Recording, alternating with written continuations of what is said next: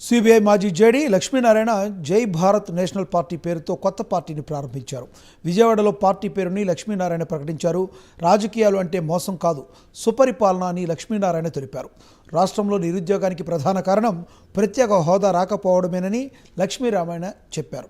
ప్రత్యేక హోదా సాధన విషయంలో అన్ని పార్టీలు విఫలమయ్యాయని లక్ష్మీనారాయణ తెలిపారు.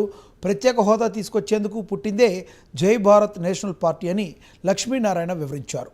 వీళ్ళు తిన్నారని వాళ్ళు తిన్నారని, వీళ్ళు విమర్శించుకుంటున్నారని, ఎవరూ అవినీతికి పాల్పడలేని వ్యవస్థను తీసుకొచ్చేందుకే పార్టీని స్థాపించామని లక్ష్మీనారాయణ తెలియజేశారు.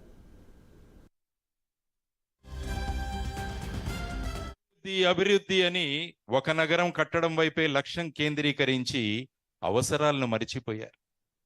ఒకరు అభివృద్ధి అభివృద్ధి అని ఒక నగరం కట్టడానికే లక్ష్యం కేంద్రీకరించి ప్రజల అవసరాలను పూర్తిగా నిర్లక్ష్యం చేశారు.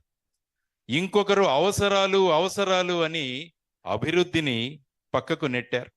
అభివృద్ధితో ఎలా అవసరాలు తీర్చవచ్చో ప్రజలకు చెప్పి బానిసత్వం నుంచి విముక్తి కలిగించడానికి పుట్టిన పార్టీ జై భారత్ నేషనల్ పార్టీ. జై భారత్ నేషనల్ పార్టీ బానిసత్వాన్ని నుంచి విముక్తి కలిగిస్తుంది. అభివృద్ధితో అవసరాలు ఎలా తీర్చాలో అన్నది జై భారత్ నేషనల్ పార్టీ అందరికీ